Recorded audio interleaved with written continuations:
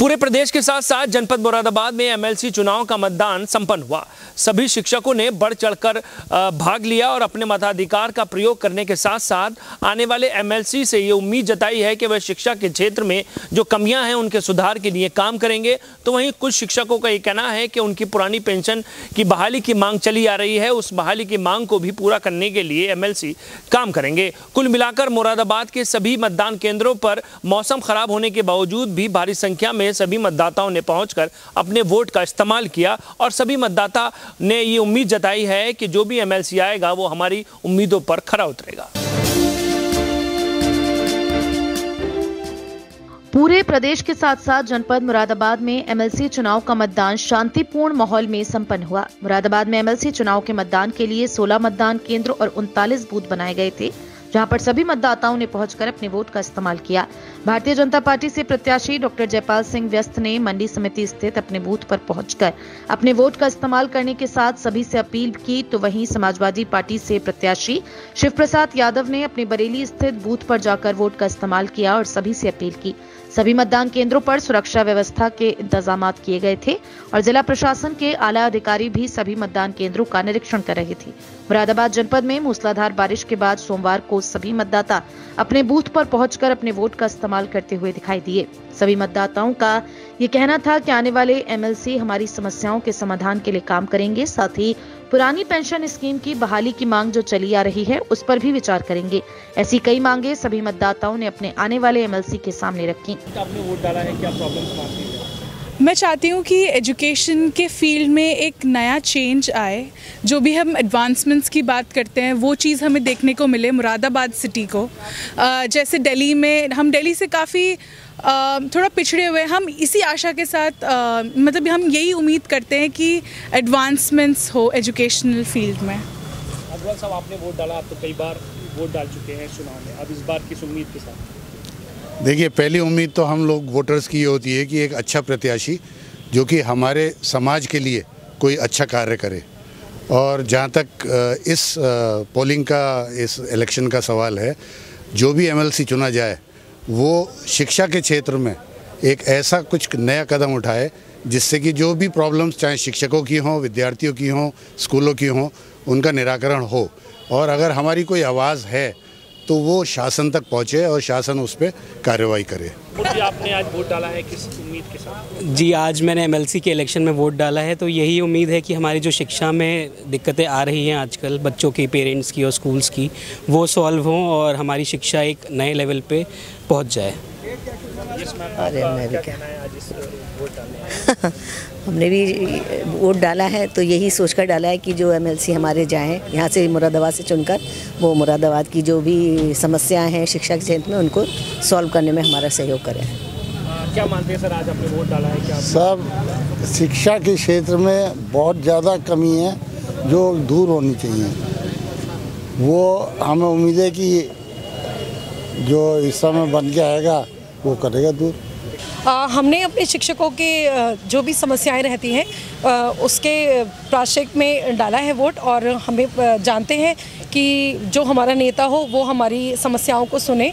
और जिस तरीके से जितने हर्षोल्लास के साथ मैं अपने राष्ट्रीय पर्वों को मनाती हूँ, जैसे 15 अगस्त, 26 जनवरी, 2 अक्टूबर गांधी जयंती, मैं वैसे ही आप सबसे उम्मीद करती हूँ कि इस लोकतंत्र के पावन पर्व को उसी हर्षोल्लास के साथ मनाना चाहिए। जय हिंद, जय भारत। आपने किस वोट डाला है, क्या उम्मीद करती हैं आप? मैं बस यही उम्मीद करती हूँ कि अगर शिक्षकों को या किसी को भी मतलब कोई परेशानी होती है तो सारी मतलब लोग सुने, उनको दूर की जाए। बस मैंने वैसे फर्स्ट टाइम वोट डाला है। मेरा नाम अर्चना यादव है। Thank you. मैम, आपका क्या नाम है? मेरा नाम सोनी रस्तोई है और हमारी समस्याओं को ऊपर तक पहुंचाने के लिए, हमारी समस्याएं जो होती हैं उनका निराकरण भी करने के लिए हमारे जो नेतागण हैं वो हमारा साथ दें, और ये हम उम्मीद करते हैं उनसे, और ऐसा होगा भी। अच्छा, क्या मानती, पुरानी पेंशन की बहाली की मांग भी एक मुद्दा बहुत बड़ा मुद्दा है। ये पुरानी पेंशन बहाली का बहुत बड़ा मुद्दा है हम लोगों के लिए। हमारा भविष्य सुरक्षित नहीं है इसके बिना, पुरानी पेंशन के बिना हमारा भविष्य सुरक्षित नहीं है। और हम चाहते हैं जो भी आए वो हमारी इस मुद्दे को ऊपर तक लेकर जाए, इसको बहाल कराए, पुरानी पेंशन को बहाल कराना चाहिए। सर प्रॉब्लम्स कई हैं कि अब जो भी हमारे एमएलसी अब चुने जाएंगे उनसे मेरा यही कहना है कि सर सबसे पहले तो जो हमारे प्राइवेट टीचर्स हैं उनके लिए सर मानदेय की घोषणा की जाए। सर ये पिछले 10 साल से हम ये बात जो मुलायम सिंह यादव सरकार में थी, अब ये हमारे बीजेपी सरकार में हमारा जो मानदेय कैंसिल कर दिया गया। सबसे पहले ये मैं एमएलसी साहब से यही बात रिक्वेस्ट करना चाहूँगा, हमारे जो चुने जाएंगे कि उनको सबसे पहले प्राइवेट टीचर्स के लिए मानदेय की व्यवस्था की जाए और जो सरकारी टीचर्स हैं उनके लिए सर पुरानी पेंशन की व्यवस्था की जाए। ये इसके लिए सर गवर्नमेंट से मेरा यही है आवेदन कि सर शिक्षकों के लिए ये सुविधाएं की जाएं। भाई आपने अपने मत का प्रयोग करा है, क्या सोच के जो वोट किया है आपने, क्या मतलब जो प्रत्याशी बनेगा क्या उम्मीद रखते हैं उनसे? हमने जो मत का प्रयोग करा है वो पहली बार मेरा इस बार हुआ है। कई साल से मैंने कोशिश करी पर मत नहीं बना था, इस बार बना तो हमें बड़ा उत्साह हुआ, बड़ा अच्छा महसूस हुआ। और हमने तो अपने जो भी गुरुजी सूर्यगण हैं जो सूर्य पड़ा उनके मार्गदर्शन पर हम चल रहे हैं, हम दोनों ही वोट किया और बड़ा खुशी हुई, बड़ा अच्छा लगा। और वो अच्छा काम करते हैं, अच्छा सुधार करते हैं, अच्छा लगता है।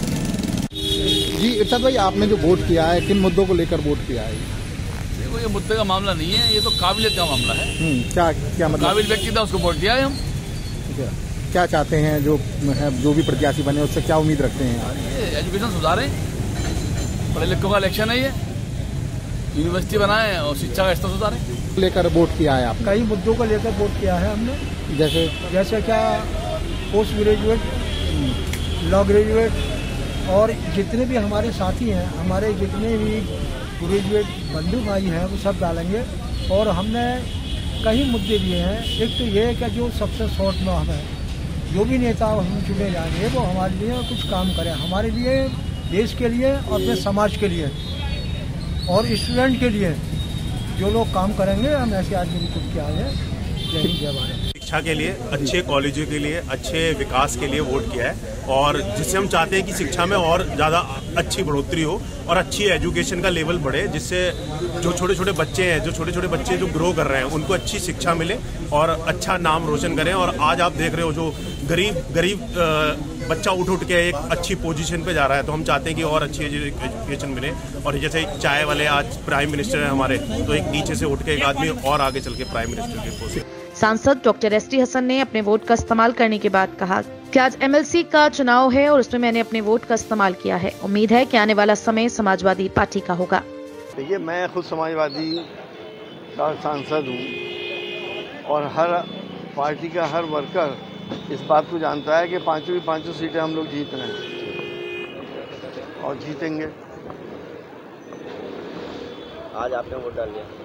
मैं अभी वोट डाल के आया हूँ।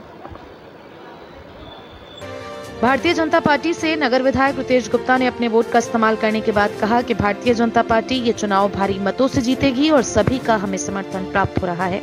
मुरादाबाद में एमएलसी का चुनाव बहुत अच्छा चल रहा है। भारतीय जनता पार्टी के पक्ष में पूरा माहौल है और एक तरफा चुनाव चल रहा है और भारतीय जनता पार्टी के कार्यकर्ताओं में बहुत जोश है।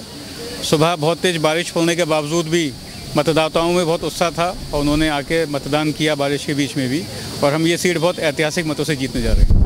कुल मिलाकर मुरादाबाद में शांतिपूर्ण माहौल में एमएलसी चुनाव का मतदान संपन्न हुआ। पुलिस प्रशासन द्वारा सभी मतदान केंद्रों पर सुरक्षा व्यवस्था के पुख्ता इंतजाम भी किए गए थे।